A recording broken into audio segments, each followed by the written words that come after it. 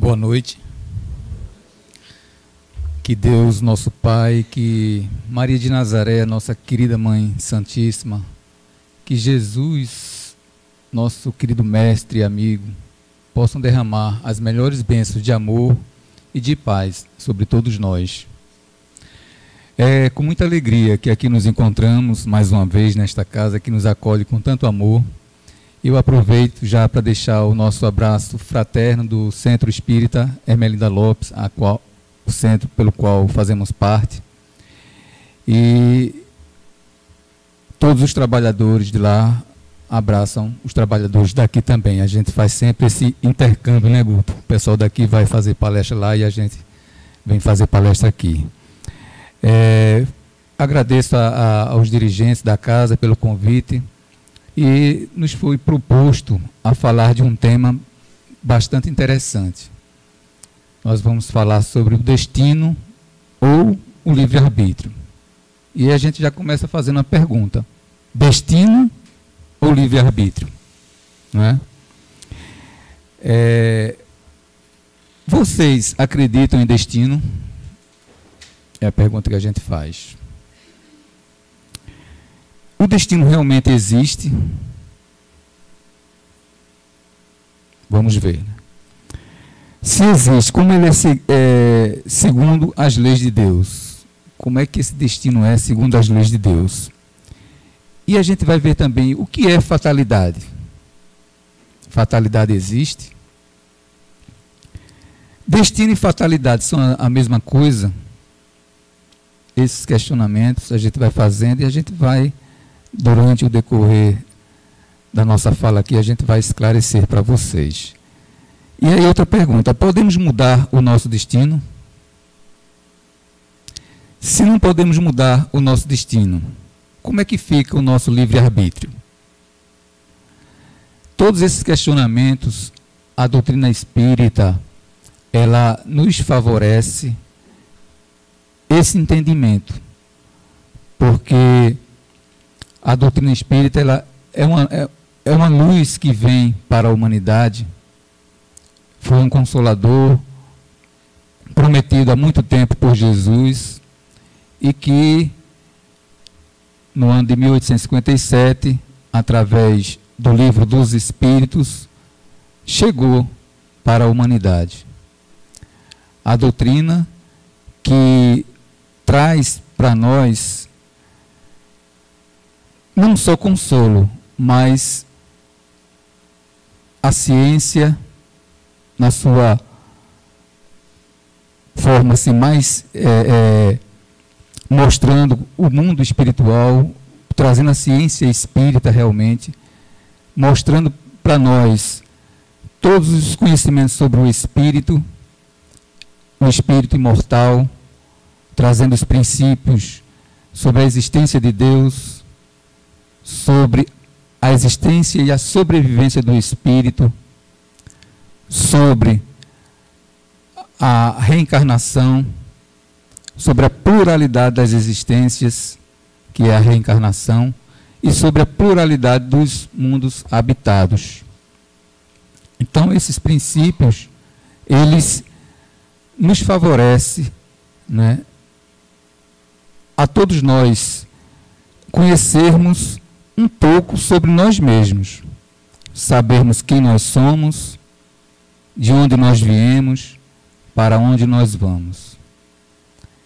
Então, a gente vai aproveitar todos esses conhecimentos que a doutrina nos traz através do Livro dos Espíritos, que foi a primeira obra. Em seguida, vieram as outras obras complementando aquilo que o Livro dos Espíritos nos trouxe. E dentro dessas questões do Livro dos Espíritos, Kardec traz esses conhecimentos sobre o destino e sobre o livre-arbítrio. E aí, para começar, é interessante a gente conhecer um pouco sobre o que significa fatalidade. Porque a gente perguntou, fatalidade e destino são a mesma coisa? Então vamos entender um pouco, primeiro, sobre fatalidade. O que seria fatalidade? Fatalidade a gente vai buscar no latim, e vem como um termo que significa de fato, ou seja, destino.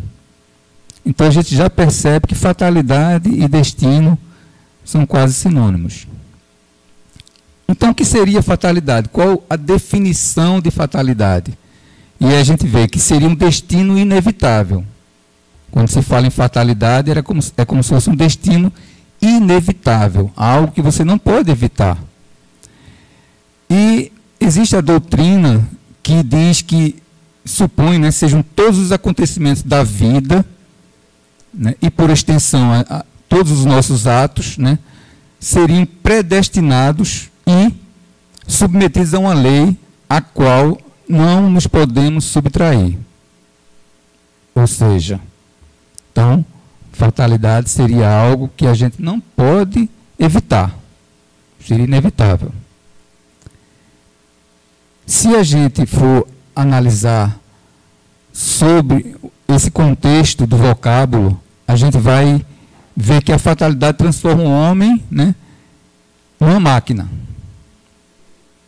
Ou seja, se tudo já está predestinado a acontecer, então nós seríamos uma máquina.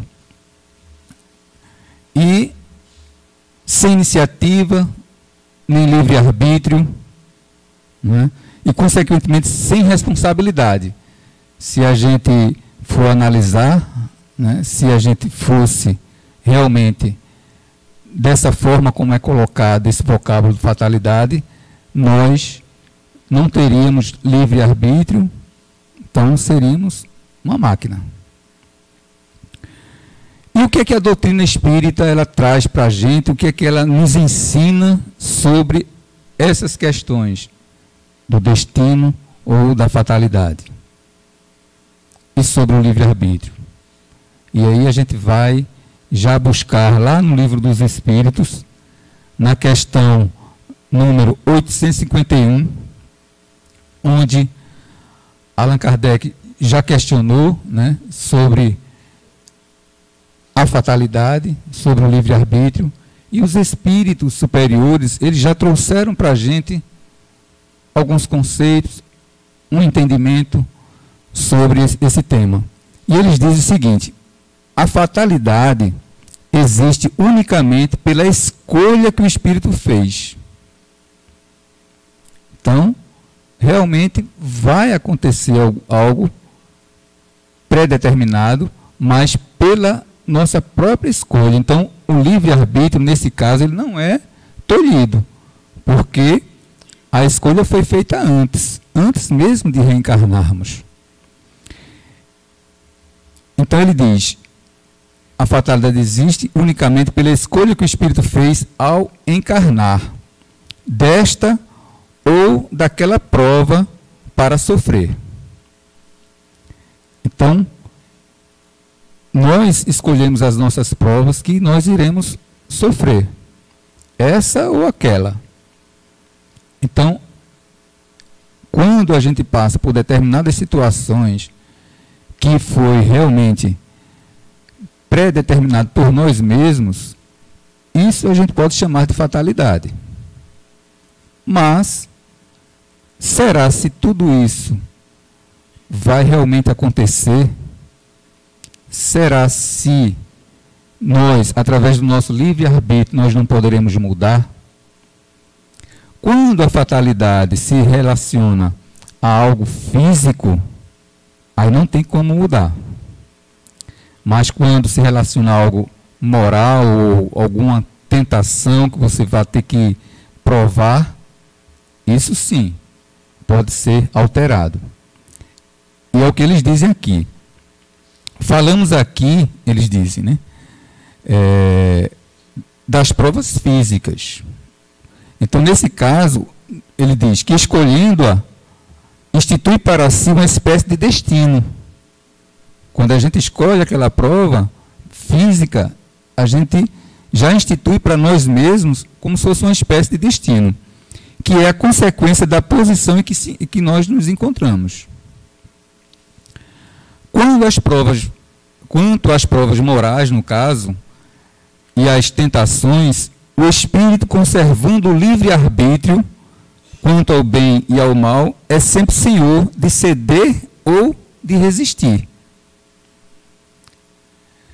Então, nesse caso, nós poderemos, né, ceder a alguma tentação ou resistir àquela tentação. Como poderia ser isso? Que exemplo a gente poderia dar? Vamos dizer que nós temos as nossas tendências. Digamos, tendências em algum vício.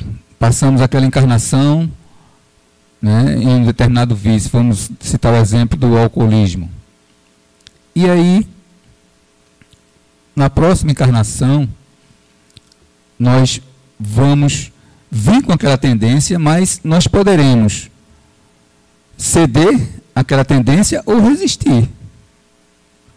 E, como prova, muitas vezes, a gente vem em um determinado ambiente que vai favorecer que você passe a usar aquele álcool mais uma vez.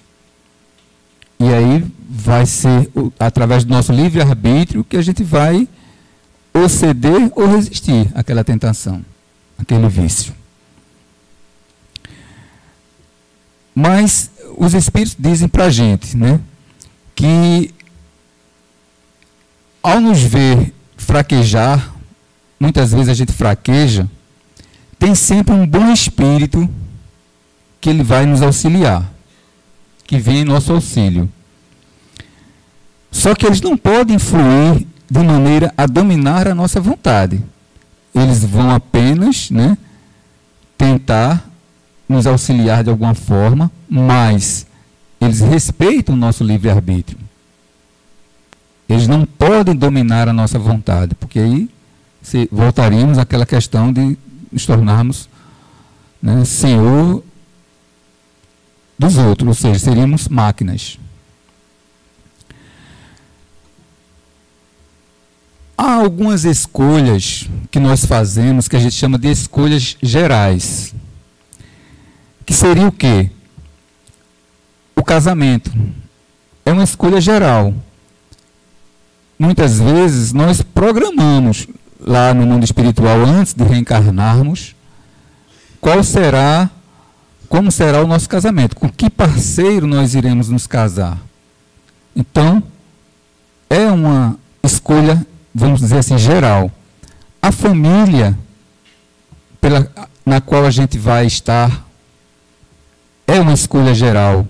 Nós escolhemos a nossa família. Às vezes a gente diz, eu nasci na família errada, né? Já ouvi muita gente falar isso. Não. Você nasceu na família que você escolheu. Então, nós escolhemos. Outra escolha geral, muitas vezes, o emprego.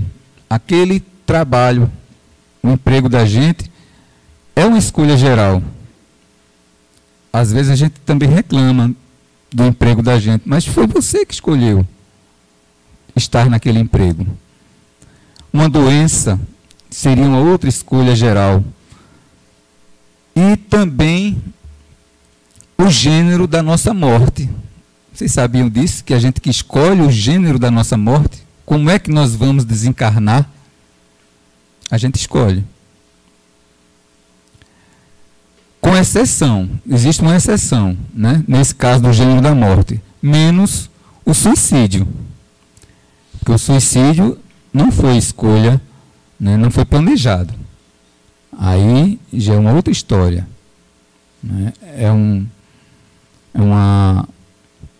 Vamos dizer assim, um atentado, lógico, contra as leis divinas, porque é você fazendo o uso do seu livre-arbítrio para antecipar o momento da morte.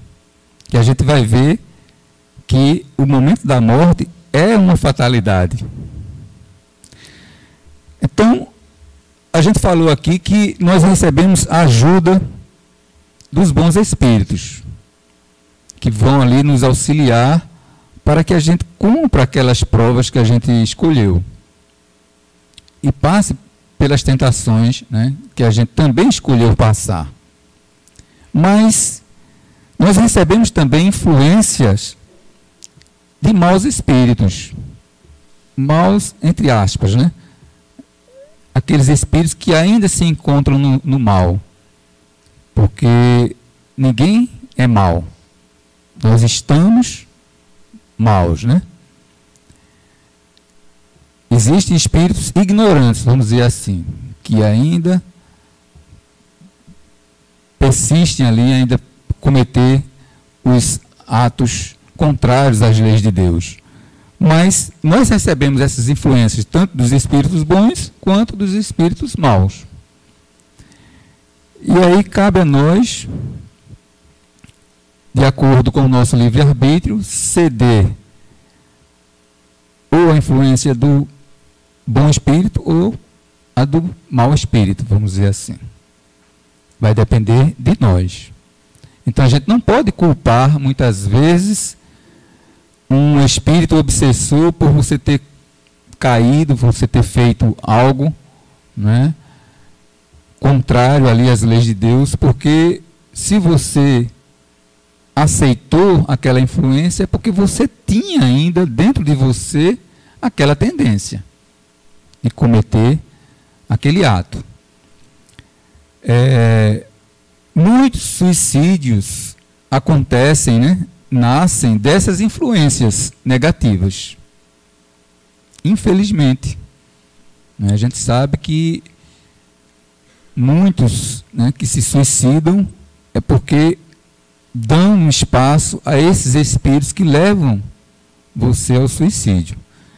Com exceção, a gente sabe que toda regra tem exceção, aos casos de loucura, né, aqueles que se suicidam por questões de loucura, eles não tinham, né, a sanidade mental suficiente para saber o ato que estava cometendo. E também aqueles que sofrem uma obsessão que a gente chama de subjugação. Então, nesses casos, a gente abre essa exceção, né, que não é por questão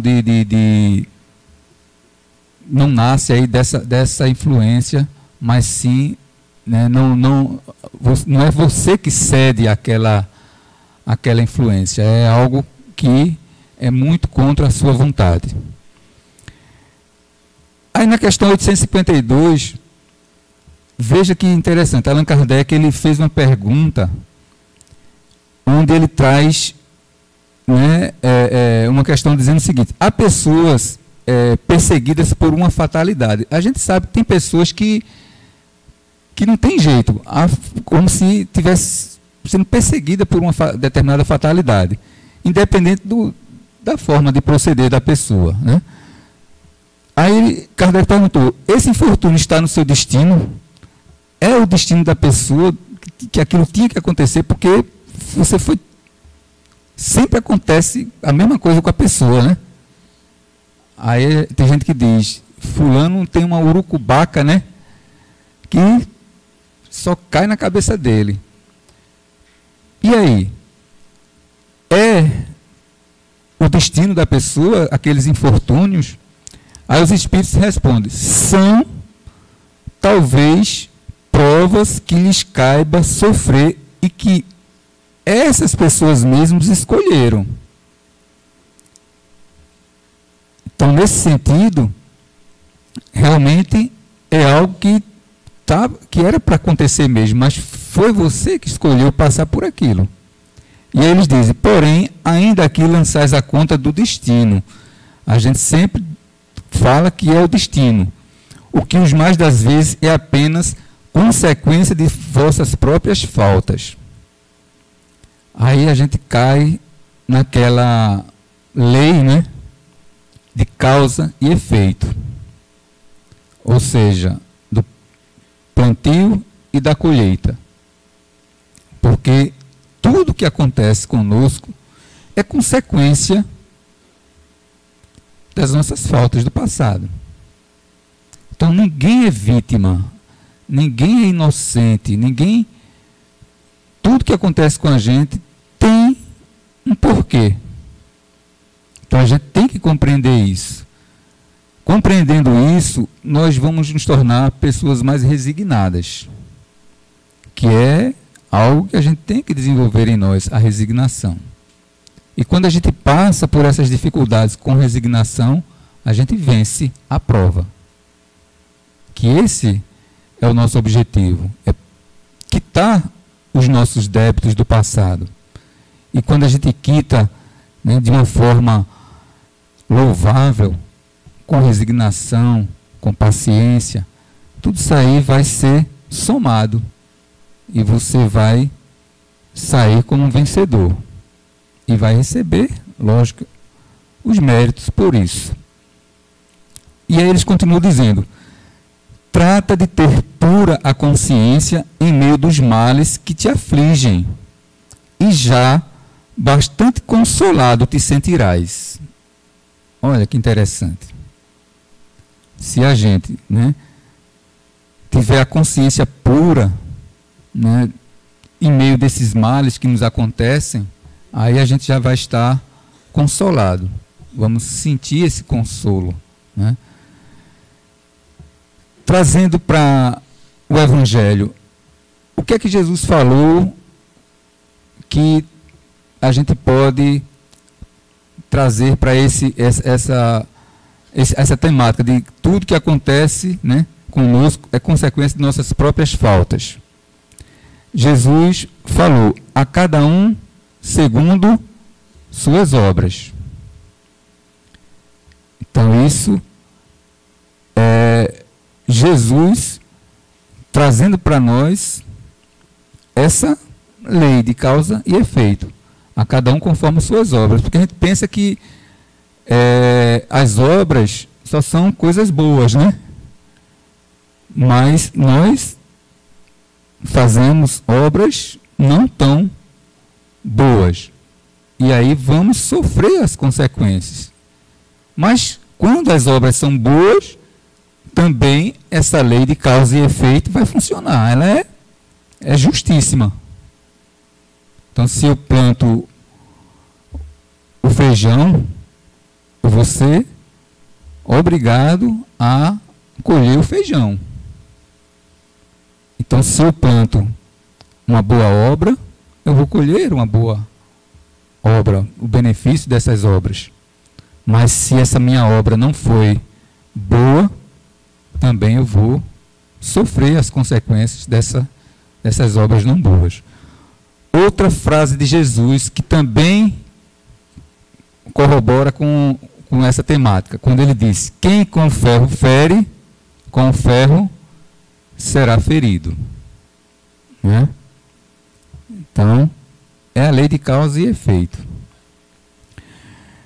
A gente não tem ideia, né, de quem nós fomos, do que nós fizemos, isso no passado, né, em outras vidas, para merecermos passar pelo que nós passamos. A gente não tem ideia. Cada um deve saber quem foi conforme está vivendo hoje. Se a gente quiser saber quem foi, basta a gente ver a nossa vida atual, que a gente vai saber mais ou menos quem a gente foi. Se você sofre muito, se você está ali, né, com muitas dificuldades, você causou sofrimento, causou muitas dificuldades também para os outros. Né? As tendências que nós temos nessa vida, a gente vai saber quais eram as tendências que a gente tinha e de uma forma até mais acentuada, né? Porque nós estamos inseridos em uma lei divina que a gente chama de lei do progresso. Então nós estamos progredindo. A cada encarnação nós estamos melhores. Tem alguns espíritos que estacionam, né?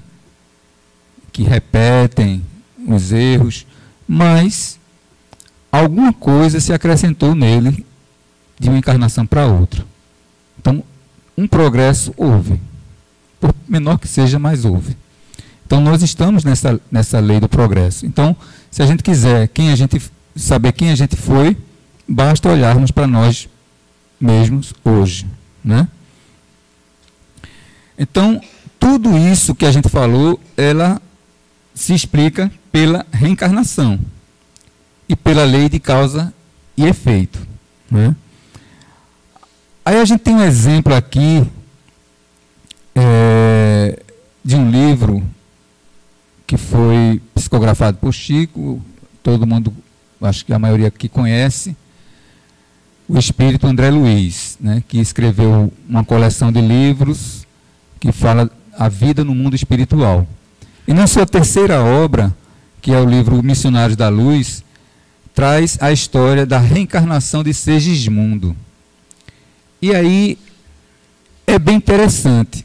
Eu vou pedir permissão para ler para vocês uma indagação de André Luiz ao instrutor Alexandre. Eles estavam conversando sobre essa reencarnação de Segismundo e foi traçado para o Segismundo um mapa de provas úteis. Veja que interessante. Todos nós, antes de reencarnarmos, tivemos esse mapa de provas úteis. Agora veja que interessante, provas úteis. Todas as provas que nós passamos são úteis. Vai ter uma utilidade.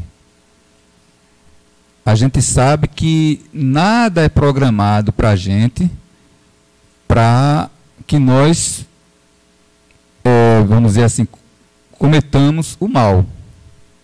Nada é programado nesse sentido. Porque o mal ele não é útil. É inútil. Então, todas as provas que nós programamos para nós são úteis. Então, todas as provas elas são para a nossa ascensão e não para a nossa descensão. E aí, eu vou ler para vocês aqui a conversa de André Luiz com esse instrutor Alexandre, quando André perguntou para ele o seguinte: não poderíamos, porém, intitular semelhante prova de destino fixado? Vê a pergunta. Será que essas provas que foram traçadas para o Segismundo, eu não vou dizer para vocês aí quais são essas provas, esse mapa de provas úteis, para deixar curiosidade, né, para vocês depois irem procurar o livro Missionário da Luz e lerem que provas úteis foram essas traçadas para o Segismundo, certo?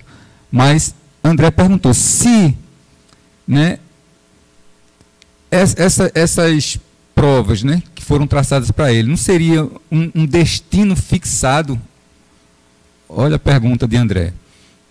Aí o instrutor, com muita inteligência, respondeu para ele, disse: não incida no erro de muita gente. Quando se fala em destino, muita gente, né, comete esse erro. Ele diz: isto implicaria obrigatoriedade de conduta espiritual. Então, não é um destino fixo, algo fixo. Porque aí estaria instituindo, como ele diz, né, obrigatoriamente, obrigando a uma conduta espiritual. E aí, onde ficaria o nosso livre-arbítrio? Aí ele diz: naturalmente, a criatura renasce com independência relativa e, por vezes, subordinada a certas condições mais ásperas. Então, a gente vai passar por condições ásperas, difíceis, em virtude das finalidades educativas. Então, vejam que as dificuldades, as vicissitudes da vida, tudo isso são para a nossa educação. É por isso que está lá no Evangelho, que no capítulo lá que fala da paciência, onde se diz que a dor é uma bênção que Deus envia aos seus eleitos. Porque tudo vai servir para educar o espírito. Mas semelhante imperativo não suprime, em caso algum, o impulso livre da alma. Mesmo tendo esses imperativos, essas provas, né, já fixadas, né, esse mapa de provas feitas, mas ele diz que não suprime, em caso algum, o impulso livre da alma. Ou seja, nós permanecemos com o nosso livre-arbítrio. A gente pode simplesmente não cumprir ou cumprir, né? No sentido de elevação. Então, veja que interessante, quando ele fala, não suprime em caso algum o impulso livre da alma no sentido de elevação. Então a gente pode aproveitar aquelas provas para nos elevarmos, para estacionamento, ou seja, estacionarmos, ou queda em situações mais baixas. Então a gente pode se elevar, estacionar ou ainda levar quedas, né? Existe um programa de tarefas edificantes a serem cumpridas por aquele que reencarna, onde os dirigentes da alma fixam a cota aproximada de valores eternos, que o reencarnante é suscetível de adquirir na existência transitória. Na existência transitória, na existência aqui passageira, que é enquanto estamos encarnados. E o espírito que torna a esfera de carne, ou seja, renasce na carne, pode melhorar essa cota de valores. Então veja que interessante, a gente recebe aquela cota de valores que a gente vai adquirir, ou seja, aquelas provas úteis, mas a gente pode fazer mais do que aquilo. Então a gente pode elevar essa cota, melhorar essa cota de valores, ultrapassando a previsão superior, pelo esforço próprio intensivo. Ou a gente pode, né, no caso aqui, também se distanciar. Distanciar-se dela, enterrando-se ainda mais nos débitos com o próximo. Então a gente pode, em vez de elevar essa cota, a gente pode se distanciar dela e contrair mais débitos. Aí ele continua dizendo, menosprezando as santas oportunidades que lhes foram conferidas. Então, se a gente contrai mais débito, a gente vai menosprezar essas santas oportunidades que nos foram conferidas. A essa altura, Alexandre interrompeu-se, talvez ponderando o tempo gasto em nossa conversação, isso André falando, e como quem sentia necessidade de pôr termo à palestra, ou seja, encerrar a conversa, ele observou, Alexandre diz, todo plano traçado na esfera superior tem por objetivos, veja que interessante, objetivos fundamentais o bem e a ascensão. Então, todo plano traçado pela esfera superior tem por objetivo a ascensão, né? Sempre o bem e a ascensão. E toda alma que reencarna no círculo da crosta, ainda aquela que se encontra em condições aparentemente desesperadoras, tem recursos para melhorar sempre. Então, todos nós temos recursos para sempre nos melhorarmos. Então, depende de quem? Só de nós mesmos. Do nosso esforço. Né? E a cada um será, né, dado conforme suas obras. Aí, continuando, na questão 853 do Livro dos Espíritos, Allan Kardec perguntou. Primeiro ele afirma, diz que há pessoas que escapam de um perigo mortal e caem no outro.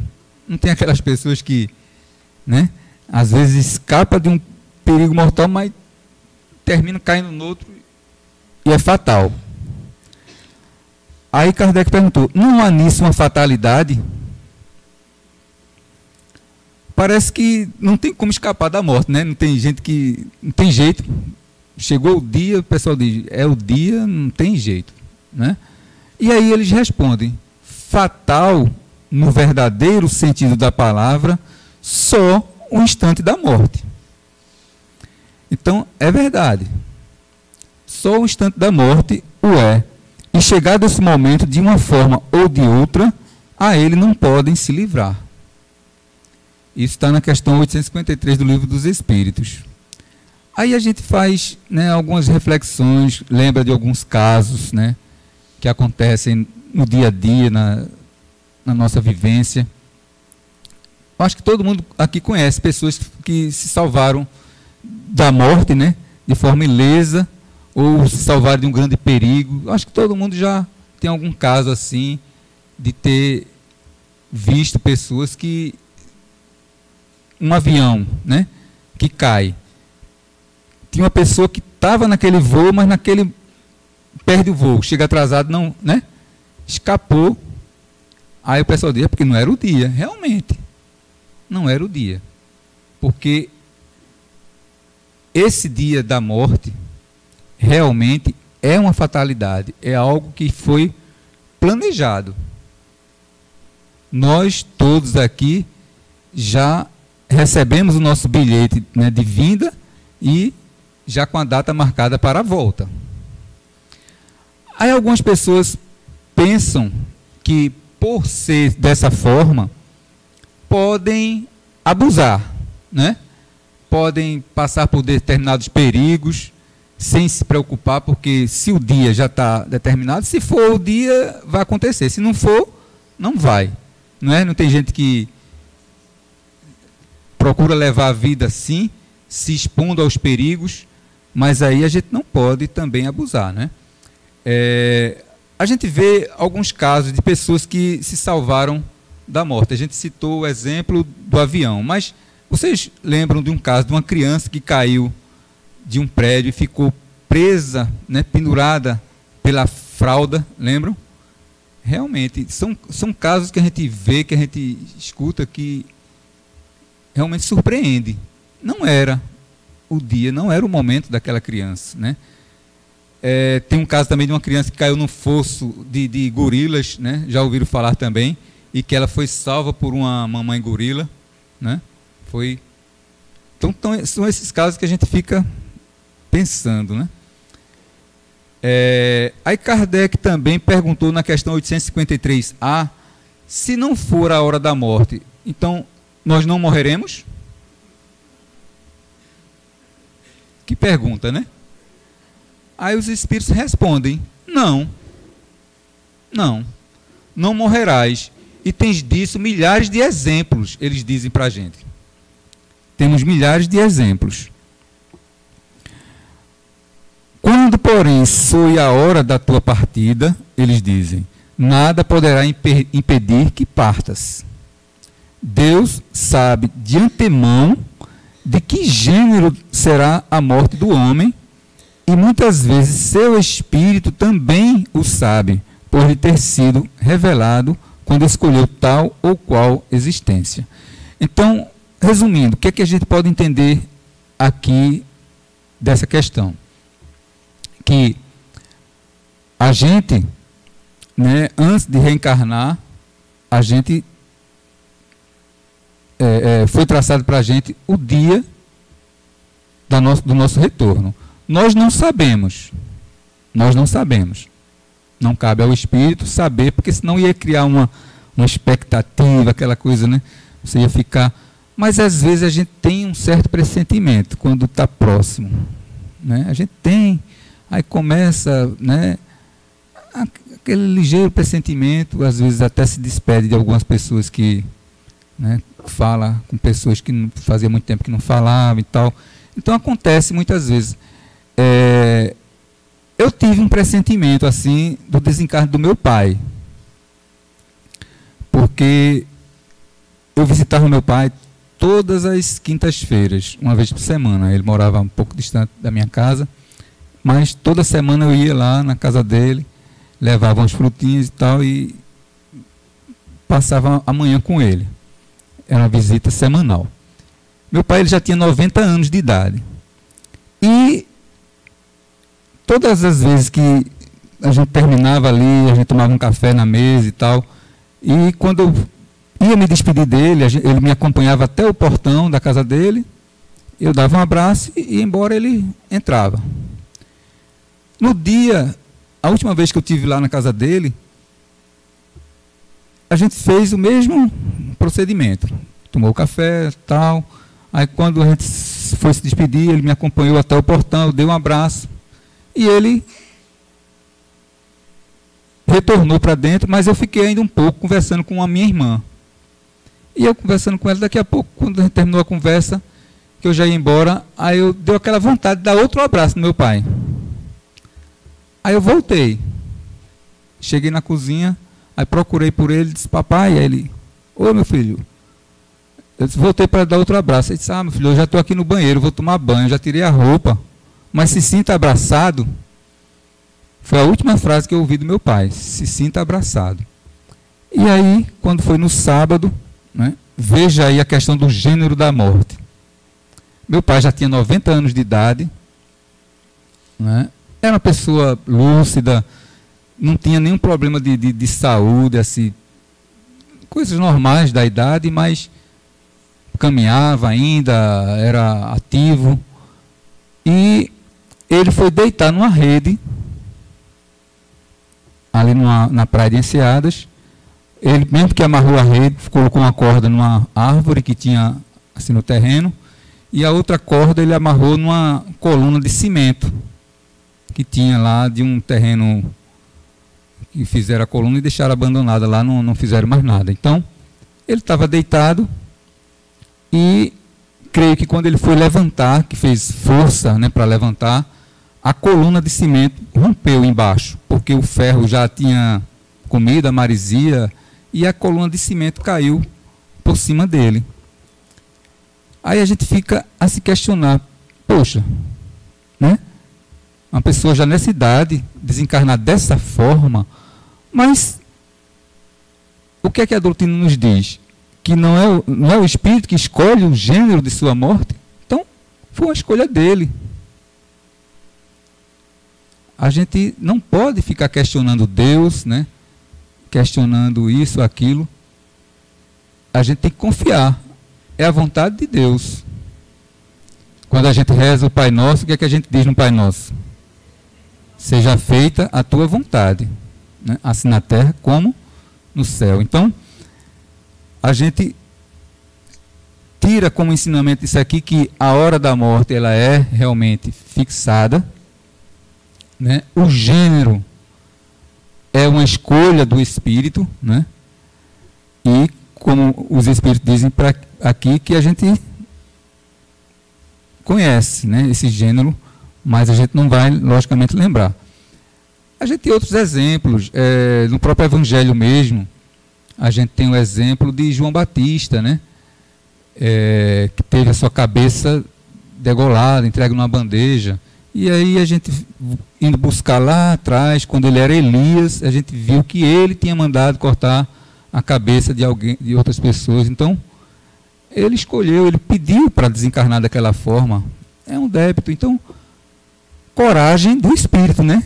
Que pede um gênero de prova como essa. Então, eu tiro o chapéu para o meu pai, que pediu esse gênero de morte, né? E aí, a gente falou da questão daquele aquela pergunta que Allan Kardec fez: se não for a hora da morte, não morreremos?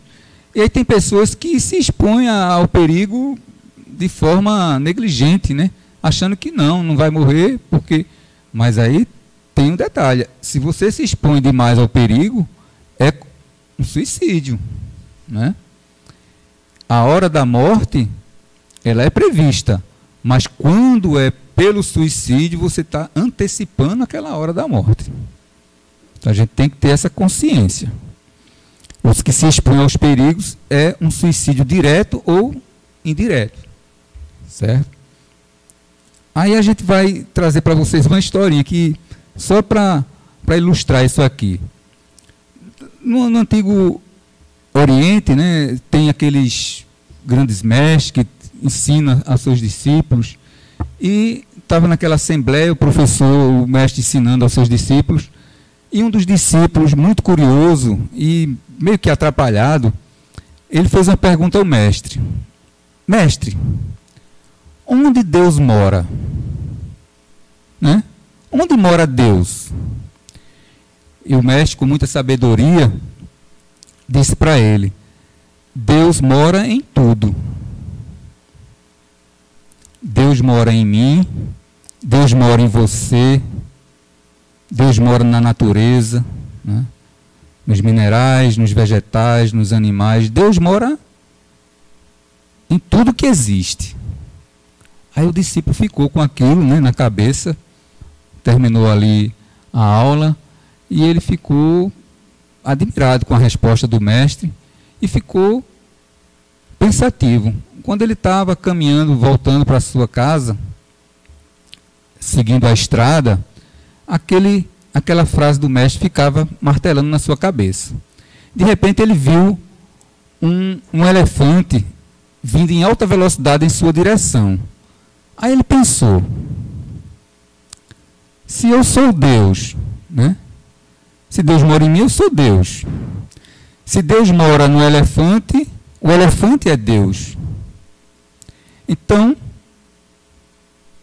eu vou ficar aqui, porque Deus não vai fazer mal a si mesmo. Ele pensou, né? E nisso, o elefante começa a se aproximar em alta velocidade e vinha uma pessoa conduzindo o elefante. E começou a gritar, sai da frente, sai daí, senão você vai ser atropelado. E gritando, e ele ficou lá, parado, feito posto, ouvindo os gritos do condutor, mas continuou com aquela ideia. Se eu sou Deus, se o elefante também é Deus, Deus não vai fazer nenhum mal contra si mesmo. E eis que quando o elefante se aproxima, que vai chegando perto dele, ele com a tromba, pega ele e atira longe. Aí, resumindo a história, ele está lá na sua casa, todo cheio de fraturas, né? Todo estrupiado, e aí recebe a visita de quem? Do seu mestre. Aí ele disse, mestre, que bom que você veio, precisava mesmo falar com você, eu estou nesse estado por sua culpa. Aí o mestre disse, o que foi que houve? Você disse para mim que Deus estava em tudo, então se eu sou Deus, se o elefante era Deus, por que é que Deus não fez um mal a si mesmo? Aí o mestre diz, realmente você tem razão. Você é Deus, o elefante é Deus, e aquele condutor também era Deus. E ele ficou gritando o tempo todo para você sair e você não obedeceu a Deus. Então, vejam, né, é aquela coisa do entendimento, né, das coisas. Você precisa saber que você não pode se expor ao perigo, né, e as consequências serão você mesmo que tem que arcar, porque as leis de Deus são feitas para a gente cumprir, né? Deus ele está sempre nos alertando, sempre nos mostrando que se eu botar o dedo na tomada ali, eu vou levar um choque, né? Então são consequências dos nossos atos. Aí, faltando 5 minutos, a gente vai buscar concluir trazendo a seguinte mensagem, né, sobre a confiança que a gente tem que ter em Deus. A gente falou em Deus e a gente precisa confiar, saber que nós somos seus filhos, filhos amados por Ele. Ele só quer a nossa ascensão. Tudo que Ele traça para a gente é para o nosso bem. Então, tudo que acontece conosco é para o nosso bem. Então, se a gente tiver essa consciência, a gente não vai se perturbar em momento algum, principalmente naqueles momentos difíceis. A gente tem que confiar que Ele está no comando. É feita aquela história do avião que está em turbulência. Já ouviram essa história? O avião começa a entrar em turbulência, todo mundo começa a se desesperar dentro do avião e tem uma criancinha ali brincando, bem tranquila, que está nem aí para o que está acontecendo. E todo mundo desesperado, o avião, aquela turbulência, e eles, cada um já começam a orar, mãos dadas e tal, preocupados, e a criança bem despreocupada, está lá brincando, daqui a pouco a turbulência passa. E aí, uma das pessoas vai conversar com a criança, disse, você não viu não essa turbulência, você não teve medo não? Por que você ficou tão tranquilo enquanto estava todo mundo desesperado? Aí a criança respondeu, não tive medo não, porque o piloto é o meu pai. a criança confiava naquele que estava pilotando aquela nave, porque era o seu pai. Então a gente tem que confiar em Deus. Deus está no comando, né?